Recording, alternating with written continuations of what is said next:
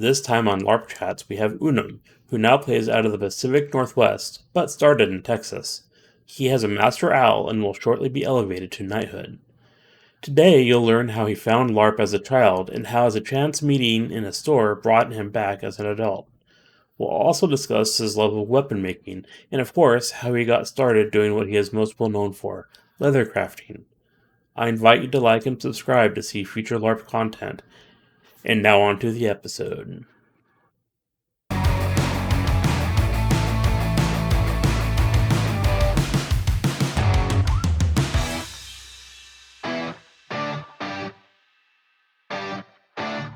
Hello, and welcome to LARP Chats. I'm your host, Bill Norton, and today we have Unum with us.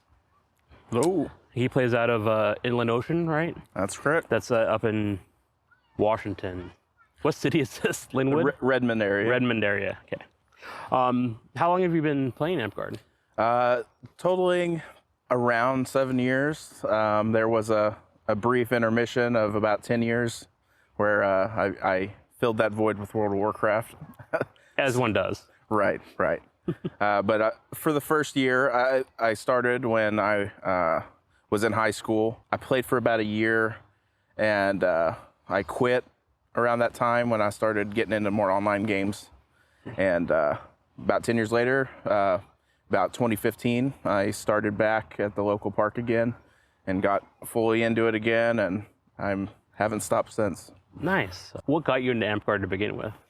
So my older brother and his friend, they were in college at the local college. There's their first year, and they would play RuneScape at the college computer lab.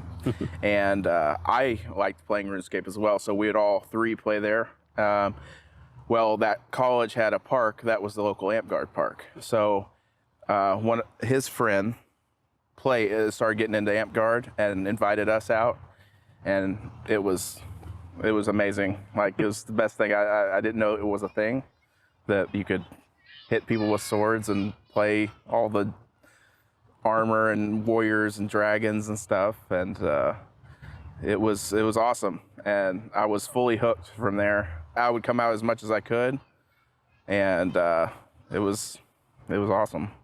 What was one of the first things that really hooked you in Amtgard and this is why I'm playing the game?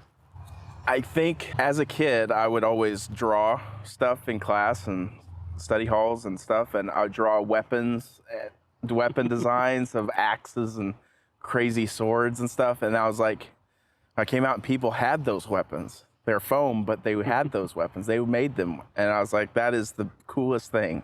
I can make my own swords. I don't have to just draw them.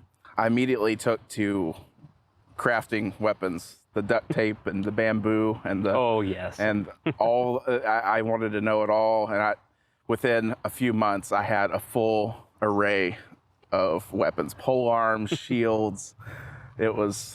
My mom was busy sewing. Yeah. Did you create any weapons that you really loved but are not even close to being meta, that are ridiculous, that you would probably never use again, but you loved? Yes. Yeah, there was a great sword with a big cross guard.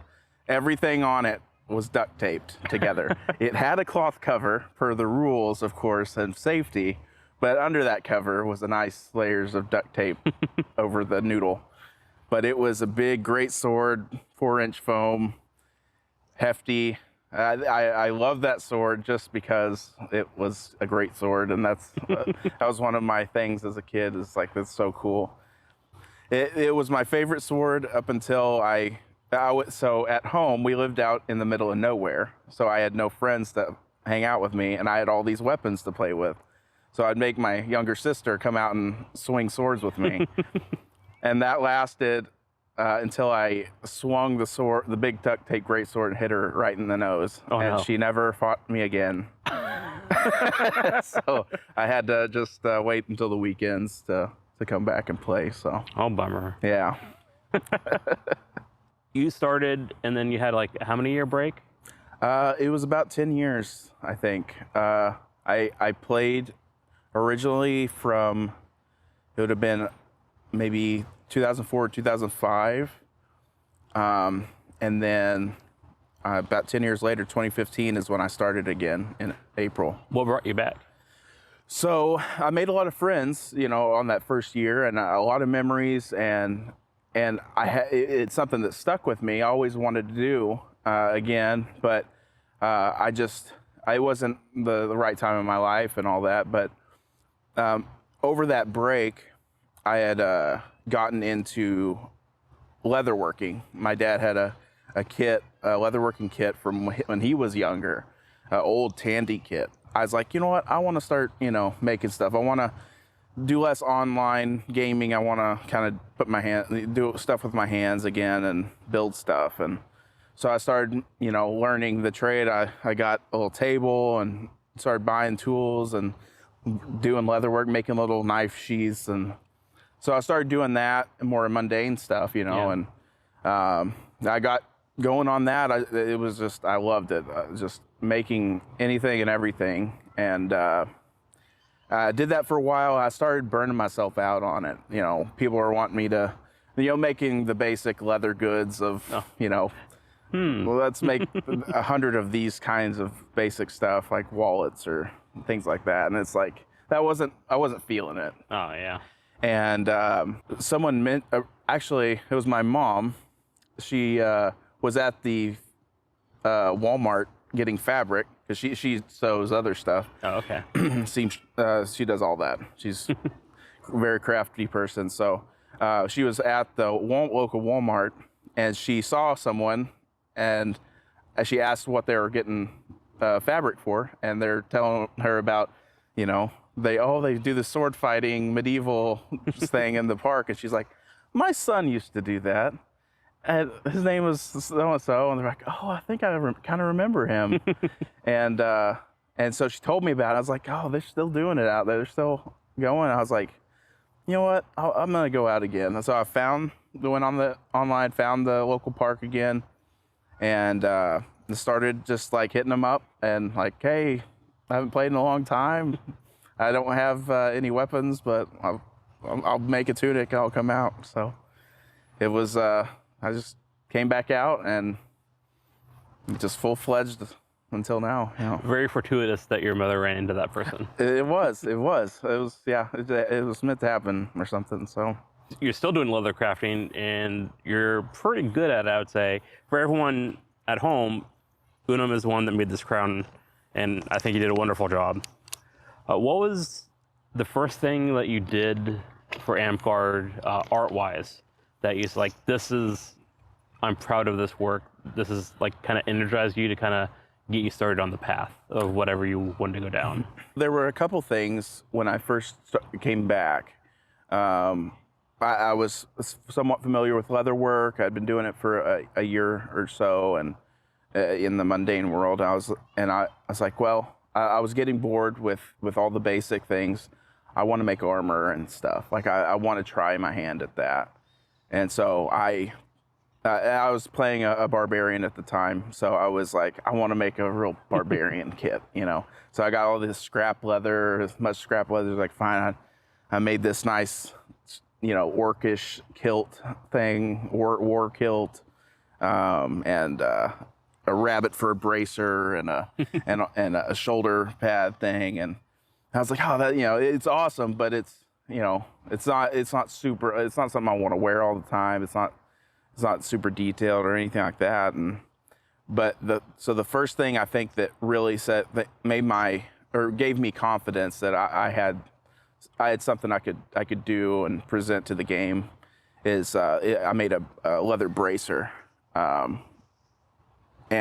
I tooled it and everything, and it looked really cool, and I got an owl for it, and I was pretty happy with that. Was it your first owl? I think it was my third owl. And that wasn't until I got up here.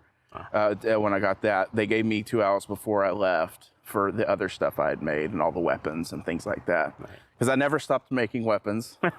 As soon as I got back, I immediately started back into it, making weapons again. As far as the leather, that was I was like, I can do this. I can do it, It wasn't as daunting anymore. So I just, with each project, I would try something new. I always try that anything I do, I try a new process or a new technique with the next project, because I want to just challenge myself a little bit and go from there. And it was that tooled leather bracer, I think, that really set it off for me, moving in that direction.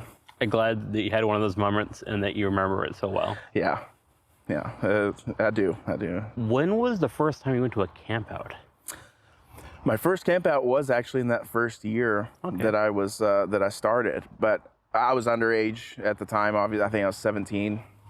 So my brother was older, and his friend.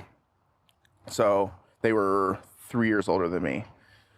So I went with them, and it was they called it end rain. I think we still have those. We just call them coronations. Yeah. But it was an end rain camp out at a local lake, state park, but it was in Texas. This is in the Golden Plains. So it was mesquite trees, brush, and grass, dead, dry grass, and there was a lake somewhere. We weren't near it, but it was so cool. Like I remember it vividly, so many parts of it, because there were so many people, and the people that I recognized then as people who are of status now, or who are of note, in the Amtgard lore, and people that I've had the privilege of meeting again 10 years later and getting to know them, which is really awesome. It was a lot of overstimulation because there were so many people and the battle games were so intense, and I didn't know what I was doing. I was, but I had a lot of fun. And the one thing that I remember the most is when we were all first getting there, everyone's getting set up, people start pulling in, unloading all their gear, and they're all getting all their weapons out of their car. I remember one person, and his name was Kamal, Sir Kamal out of the Golden Plains. And he's a four-belted knight. Yeah. And he was a mountain of a man. He's probably a foot taller than me. Long, flowing, wavy hair and beard, and he comes out with this giant foam scimitar and these cool, shields and the coolest weapons I've ever seen. I was like, I didn't know you could make things like that in this game. I thought they were all round, all noodle. I was like, that is, it just blew my mind, the cool stuff he had. And I was like, sounds pretty epic. Yeah, and I remember it vividly, him coming onto the field with those things, and I was like, yes, this is so fun. But I ended up meeting him later. He was actually at the local park I went to. Oh. That's his home park, and he's the nicest, friendliest person, and so. Oh, it's really nice when a knight is nice. Yeah, absolutely, absolutely. Yeah, he's one of the good ones. Absolutely. Is that your favorite memory from the campout, or do you have another one that really sticks out? I have I have a few memories from it that are vivid. I remember Sir Monkey rolling around in the skivvies, essentially, killing everyone. That was my first introduction to him. And then I met him 10 years later at the same park. He was coming to the same park, so I got to know him really well as well. That night, it was an overnight camp out, so we had our own tent on we had our little space, but the nightlife was crazy because all through the night they were out there playing drums and they had drum circles, and it was loud and but I'm a kid, we just stayed in the tent and didn't really get involved in all that, but I would just imagine, because there was a guy that was this big barbarian. He played it up in the role play and everything, but he was out there just playing the drums and it looked great, but it wasn't for me at the time, but that was my the only other real big memory of it. But it was a good memory. So when you came back, what was the first camp out that you went to when you came back as an adult? So technically the first one I came to was when I was dating my now wife. She lived up here, so I'd fly up and see her. So the very first one I came to, and I wanted to, there was a tournament. And I was like, I play Amtgard now, and they have a park up here. I want to see what it's like up here, And so we went to I think it was a Qualls tournament. It's at a park we don't go to that often, like Rosewood Park or something. But it was on like a tennis field or a soccer field. Oh. But it was very memorable because a lot of people. It was a huge line for a double bear pit, and I didn't have any weapons. Of course, I flew up here. I didn't bring anything, and so I was having to borrow equipment from everyone, and everyone was super nice about it. So the one thing I remember is I had to share a shield with a Norseman, a beautiful, long-haired, bearded Norseman that I learned later was now Sir Darius. Uh-huh. And I was like, this is the coolest person. And we had this tiny little punch shield and a sword for the sword and board bracket, and we would swap it out as we go. And he was just the funniest dude, and I had a great time. So that was my first event here. But my first camp out was Pack War, when it was at the Rodeo Fair Arena. Outside in Longview? Yes, yeah. Longview, yeah. So that was my first camp out here, and I was essentially on my own. Like I had friends here. I was making friends with the Templars, so I camped kind of near them, but I was still, feeling it out. I didn't know a lot of people, but I ended up having a great time. That's definitely one of my top events overall as far as my own experience there. The all-night ditching on the lit up rodeo arena was There's nothing like that in the Northwest. There has not been. It was amazing, and I wish there was another day like that. And but it was I really enjoyed that time, and I've enjoyed all campouts regardless of how good or bad they've turned out to be. I've just, as long as I get to spend it with my friends and have fun myself and keep a solid outlook on it, it's fun to me. Personal question for me, at that campout, did you happen to have any of my food? I was doing the food stall by the bathroom. I don't think so. Okay. I can't remember. You'd remember where I ate, honestly. I don't know what I ate. I think I just ate snacks that I brought. Beef jerky and the like, because I think I might have been too nervous to ask anyone about food. I'm very not antisocial, but introverted until I know people, and then I'm super comfortable and joking around and saying hi and everything. But definitely with that many people, it can be intimidating. Yeah, absolutely. But there's so many people here that are always willing to reach out, and so it didn't last long being uncomfortable up here. Oh, that's good. So when you were an adult, did you partake in the nightlife? Yes. Yeah. That's fun, and I enjoy accompanying the people that roam, campsite to campsite, and that's always fun because you get to hear all the stories. You get to talk to all people with all different outlooks on the game, on life, on that ditch field we were just at, on that tournament. Like you get to hear all, you get to meet all kinds of people, and it's in a different environment than just out in a battle game, and that's fun too. But it's just in a social environment. It's a little different, and I always enjoy the late night talks with people and encouragement, and that because I've never had a bad experience at night that to myself. I've always had an enjoyable time. So, well, I'm glad that you got to experience it as an adult. Right. Do you have a memory of someone that encouraged you that you think made a difference? in your Amtgard hobby? Yeah, it's quite a few people, I think. Like I said, I've been blessed and privileged or whatever to have a great local park that has so many members. I've been overwhelmed with the encouragement I've gotten over the years from everyone. But I'd say the first one was Killian.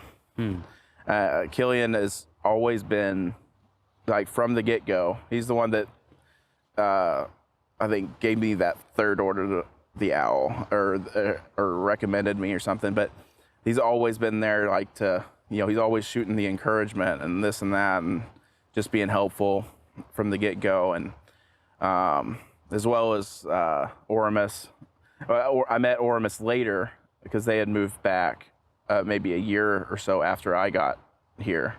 We made friends eventually. Like, we just didn't know each other. Yeah. But as soon as that, it was super encouraging, and so we made a friendship and all that. So, but yeah, I would say the first one was probably Killian, to really get my interest moving in the crafting direction. So Nice. He's a pretty positive person. yeah, absolutely. All right, thanks for everyone watching. Thanks to our guest Unum, and I'll catch you next time on LARP Chats.